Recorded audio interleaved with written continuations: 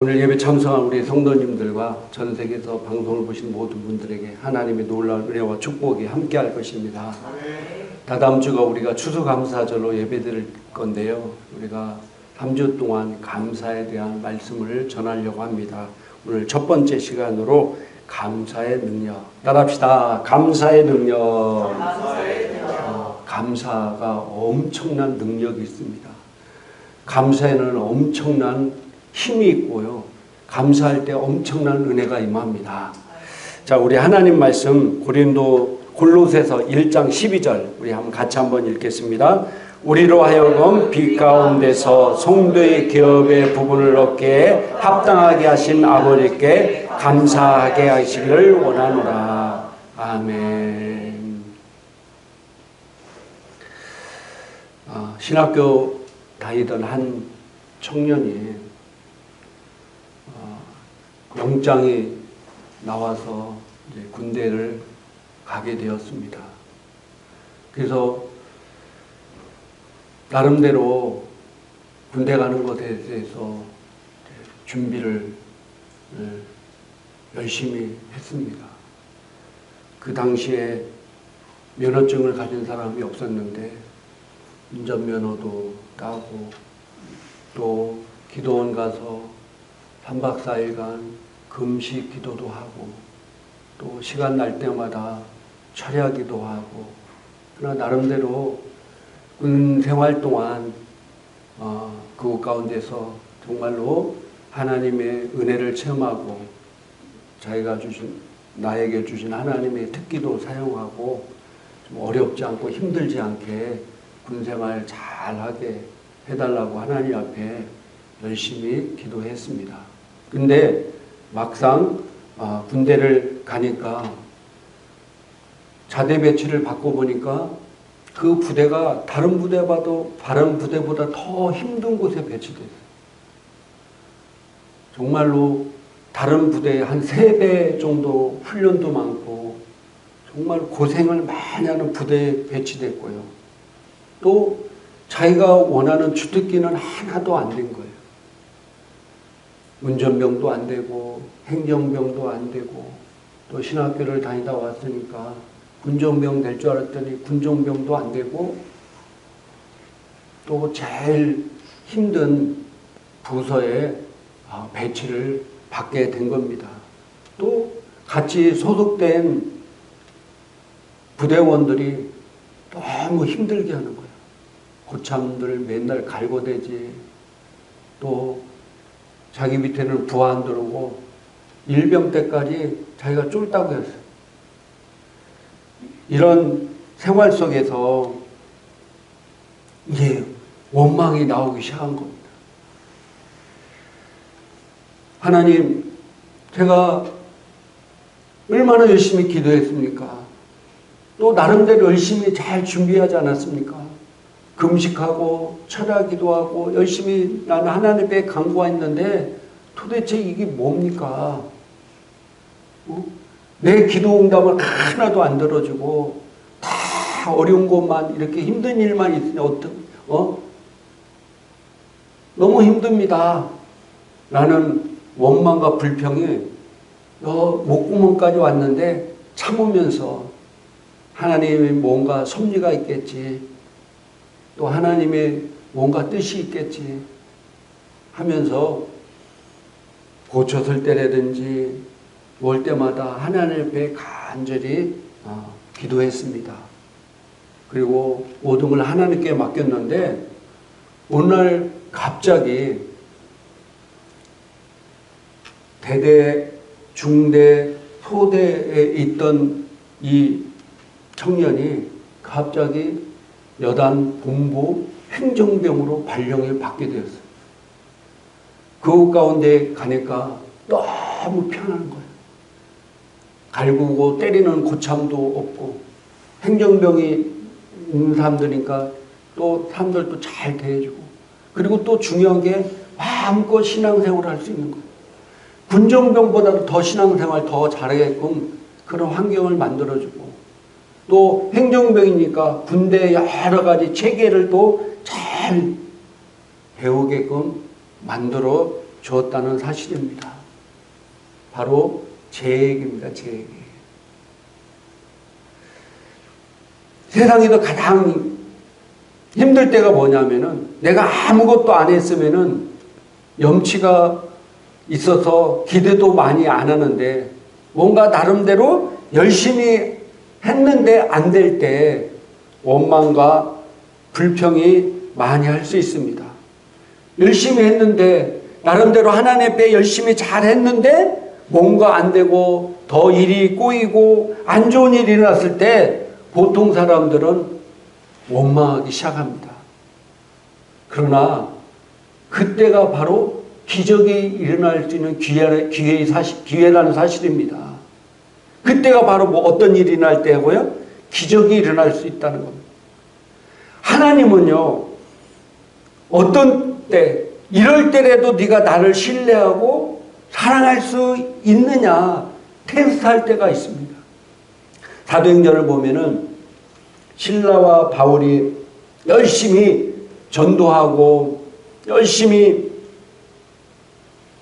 복음을 전해서 귀신 들려서 점치던 여자의 귀신을 쫓아버렸어요.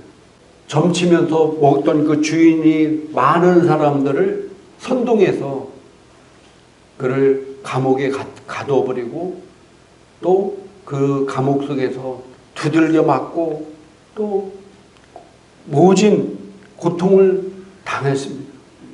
바울과 실라가 밤에 가만히 한번 생각합니다. 내가 하나님의 복음을 위해서 이렇게 열심히 전도하고 이렇게 귀신도 쫓아내고 그러면은 칭찬을 받아야 되고, 근데 전혀 다르게 감옥에 갇혀서 쓸 때 많은 사람들 같은 경우는 하나님을 원망했을지 모릅니다. 그런데 바울과 실라는요, 그 가운데에서도 하나님을 찬양했습니다. 많은 사람들이 헌금도 하고 전도도 하고 기도도 열심히 했는데 이런 일이 생기면은 낙심하고 원망할 수 있습니다. 그러나 바울과 실라가 했던 것을 한번 보시기 바랍니다. 그 밤에 바울과 실라는요, 하나님 앞에 찬양하며 감사의 기도를 올렸습니다. 그럴 때 어떤 일이 일어났습니까? 갑자기 그 옥에 지진이 일어났어요. 그리고 많은 사람들이 메어있던 창고 다 풀리고 감옥 문이 다 열리고 그 가운데 하나님의 놀라운 역사를 그 가운데 일어났다는 사실입니다. 또 그 사실을 목도한 간수장과 그의 가족이 다 구원받는 역사가 일어났습니다. 그리스도인들이 많은 축복을 놓치는 이유는 감사함의 가치를 잘 모르기 때문인 것입니다. 우리 삶이나 환경에 하나님께 불평하고 한탄하기보다는 빛 가운데서 성도의 기업의 부분을 얻기에 합당하신 아버지께 감사하는 성도가 되기를 주님의 이름으로 축복합니다. 많은 사람들이 영광 안에 있는 자신을 보지 못하고 그들이 지금 겪고 있는 부족과 피로만을 생각하기 때문에 감사하지 못하고 있다는 사실입니다. 그러나 하나님은 우리 모든 기업의 부분을 얻게 합당하신 아버지께 감사하기를 원한다라고 말씀하고 있습니다. 현재 내 수준에서 주님께 감사를 표현할 때 그분은 우리의 수준을 더 그 이상으로 올려주실 것입니다. 그분께서 내 삶의 모든 수준을 더 한 단계 업그레이드 되게 만들 것입니다. 성경에 예수님께서 치료하신 10명의 나병 환자 이야기가 나옵니다. 10명의 나병 환자. 지금도 나병에 걸리면 얼마나 고통스럽겠습니까? 그러나 그 당시에는요, 의학이라든지 과학 이런 것이 발달되지 않아서 더 고통당.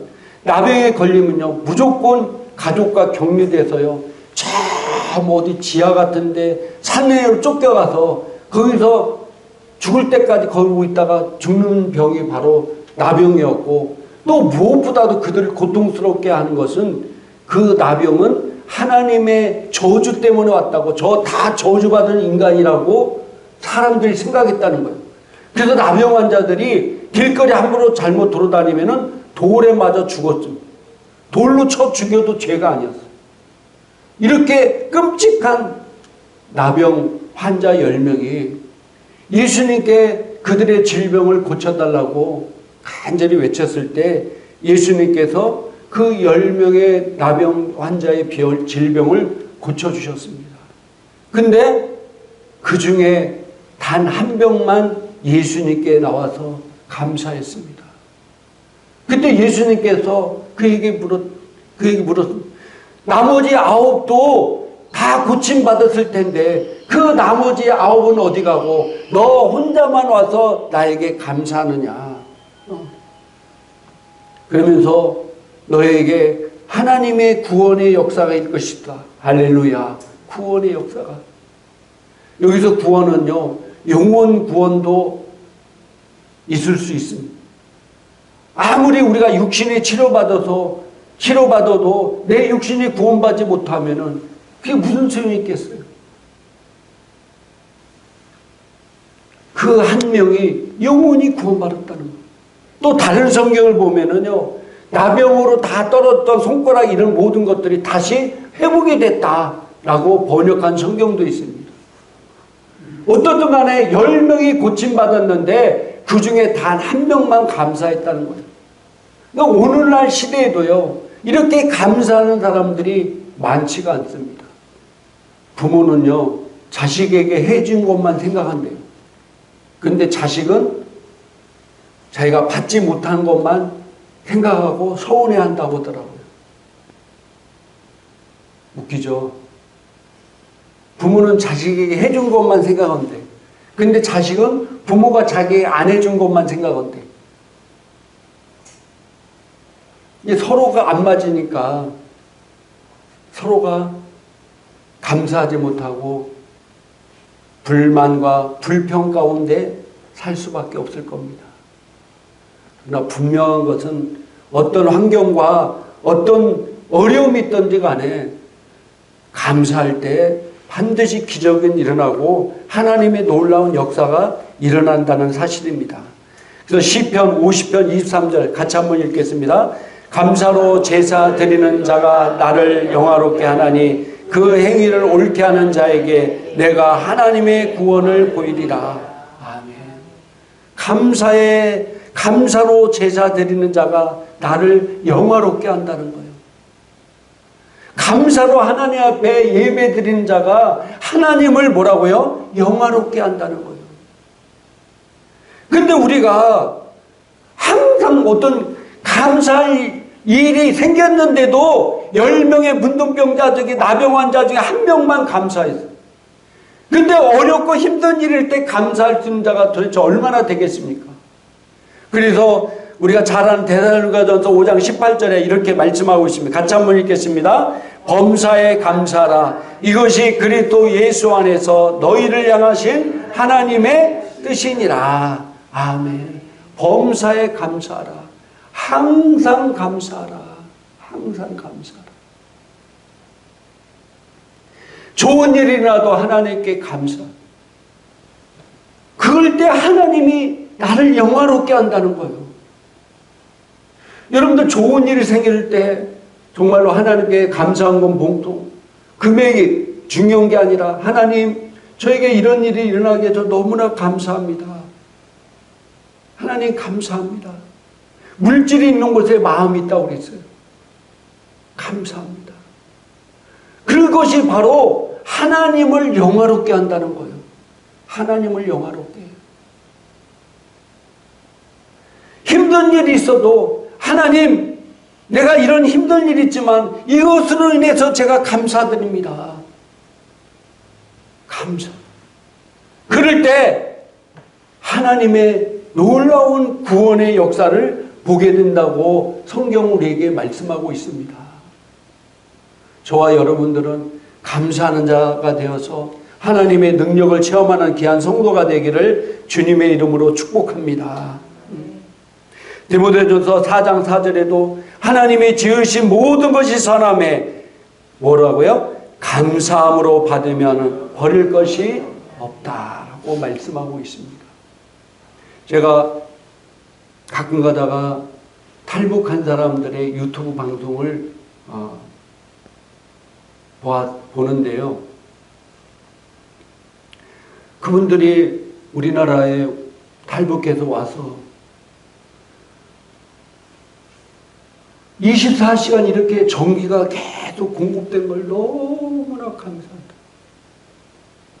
전기가 끊어지지 않고 24시간 전기가 들어온 것이 얼마나 감사해요.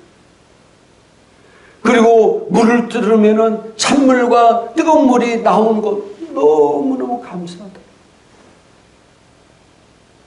그리고 작은 아파트지만은 그 임대 아파트를 자기가 정부에서 준 거 그 안에서 자기가 누울 수 있고 편하게 지낼 수 있는 그 자체만 해도 너무나 감사한다는 거예요. 그리고 밥 먹을 때 가스레인지에 데워서 밥 먹는, 이 밥을 해도 먹는 이것만 해도 너무 감사해요. 북한일 때는 장작돼가지고 나무로 밥해 먹고, 근데 이제 자기 거실에서 거기서 밥을 먹게 하는 것도 너무 감사해요.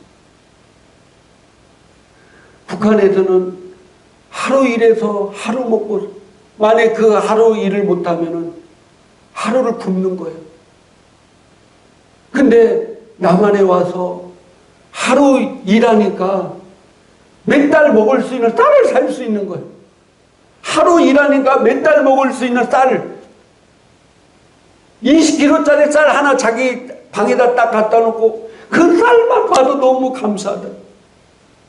자기 평생 소원이 이 쌀밥 배부르게 먹는 게 소원이었는데 이 쌀을 푸대를 막 싸놓고 있는 거기가 얼마나 배부르겠어요.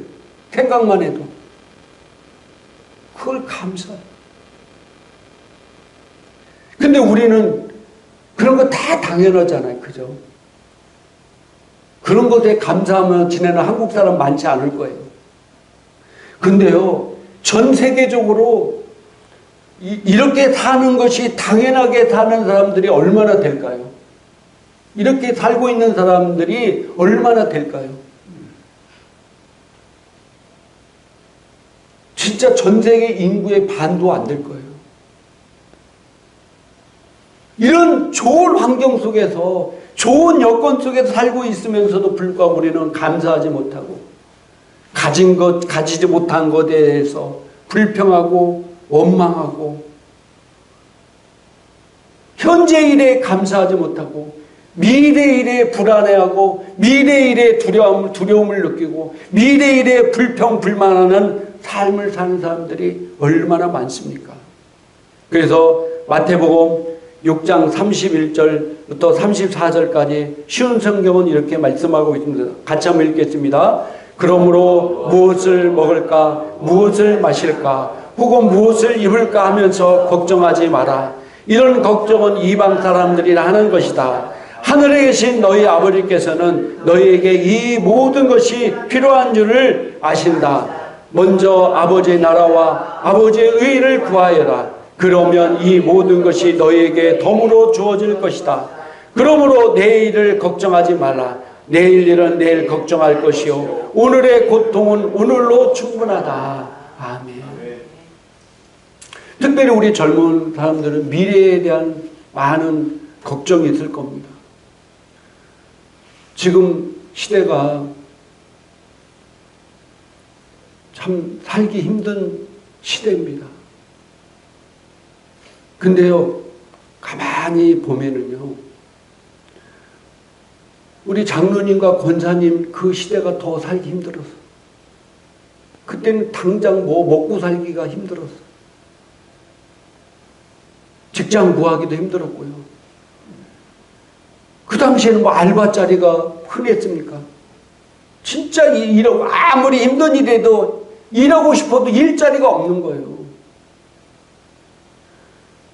지금 동남아시아 이렇게 어려운 나라들 보면요. 지금이야 좀 많이 바뀌었지만 제가 10년 전에 베트남 신학교 강의 가도 남자들이 길거리에서요. 오토바이 세워놓고 거기 앉아서 차나 마시고 잡담하고 앉아있어. 태국도 마찬가지고 뭐 라오스도 마찬가지고 다 선교사님 얘기하면 다 그랬다는 거예요. 왜 그랬습니까?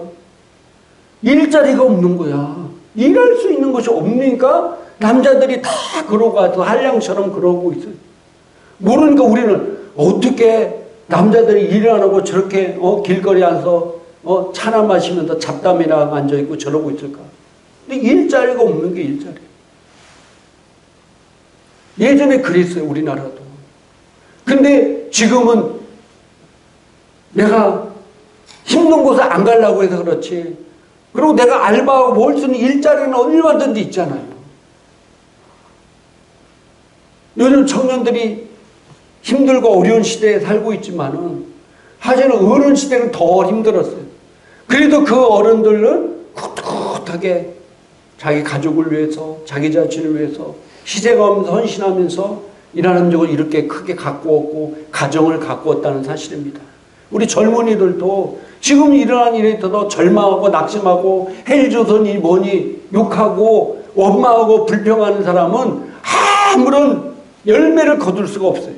원망하고 불평하는데 거기에 역사가 절대로 일어나지 않습니다. 어느 시대든 간에 다 불평이 있었고요. 불평등이 있었고요. 다 문제가 있었어요. 문제 없던 시대는 하나도 없었어요. 지금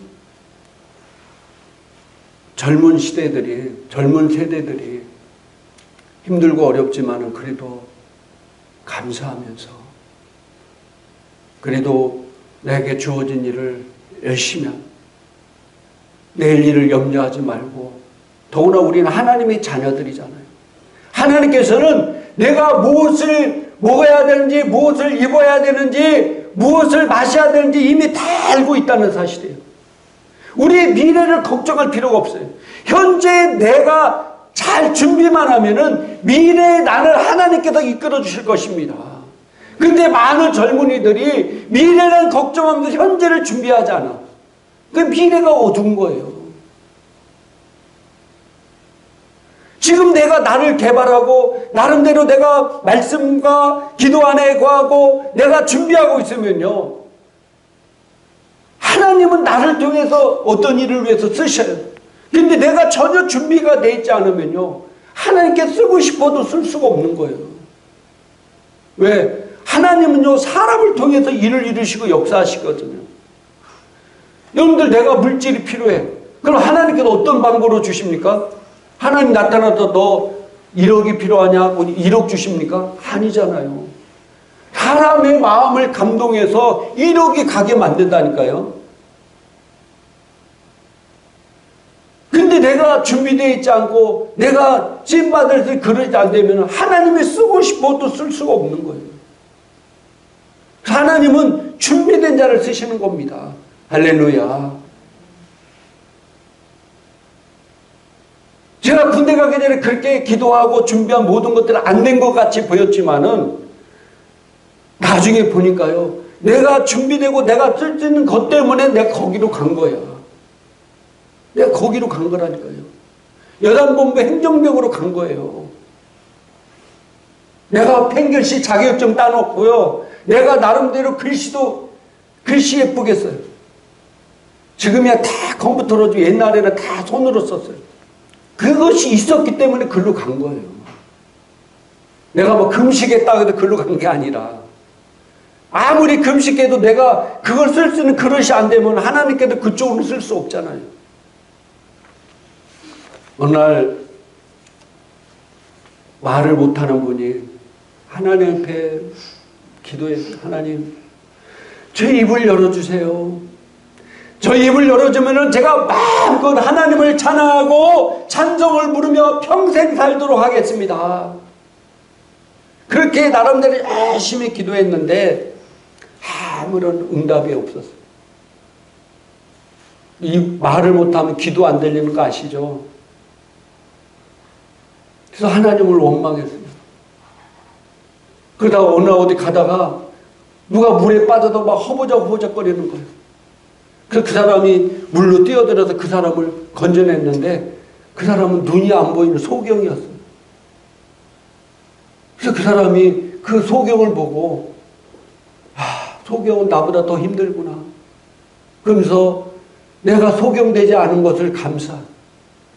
그러니까 그 다음부터 마음속에 원망이 사라지고 불평이 사라지고 하나님께 감사했다는 사실입니다.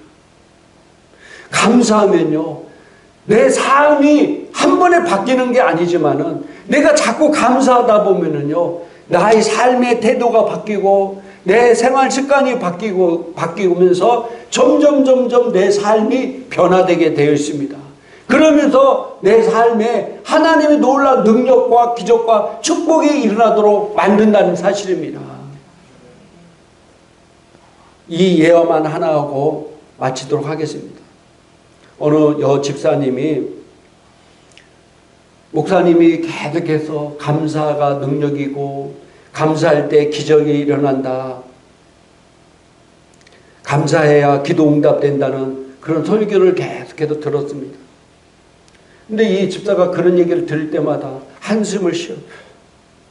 왜냐하면은 그녀의 남편은 매일같이 술이 만취되어 늦게 귀가하는 술고래요. 아주 알코올 중독자였습니다. 그 여집사는 나도 남편 문제로 인해 감사 기도할 수 있었으면 좋겠다라고 한심을 내신 겁니다. 어느 날 그날도 남편이 술을 취해가지고 인사불성되어 집안에 떨어져 있었습니다. 그래서 남편을 힘들게 끌어다가 침대에 겨우 눕혀놨는데 부인이 잠자리에 들기 전에 기도를 하려고 하니까 자기 신세가 처량하여 하나님께 이 기구한 자기 팔자 타령만 하였습니다. 하나님, 저는 왜 이런 남자와 결혼해서 이런 고생을 합니까? 하니까 눈물이 나기 시작했어요. 훌쩍훌쩍 눈물을 흘리면서 하는데 그러던 갑자기 목사님이 감사 기도해야 된다는 응답이 설교 생각이 났습니다. 그런데 감사의 조건을 찾으라 해도 감사의 조건이 하나도 없는 겁니다. 옆에서 코골며 자는 남편을 쳐다보니 가만히 생각하니까 그래도 과부보다는 낫고 과부 안 되게 해줘서 감사합니다. 기도했어요. 또 언젠가는 저 남편도 좋은 남편이 되겠지 생각하고 감사 기도했어요. 또 저토록 술에 취했는데 어디 안 가고 그래도 꼬박꼬박 집에 찾아오니까 그것도 뭐예요? 감사해요.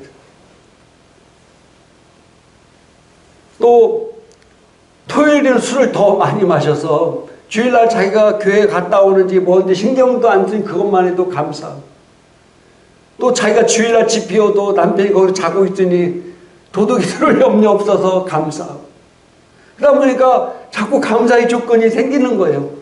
그래서 너무 감사해서 눈물로 기도하고 있는데 신랑이 그때 눈을 뜬 거예요.